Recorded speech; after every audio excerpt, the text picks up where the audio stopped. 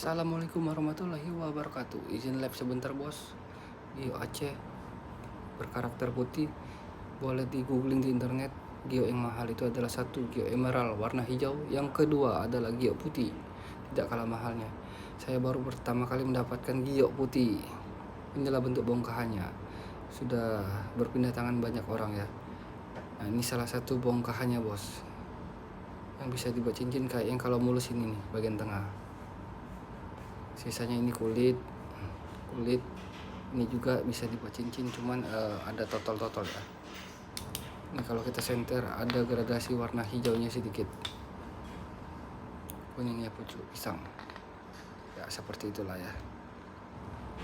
Oke, bagi yang berminat silakan di WhatsApp. 600.000 rupiah tokiannya.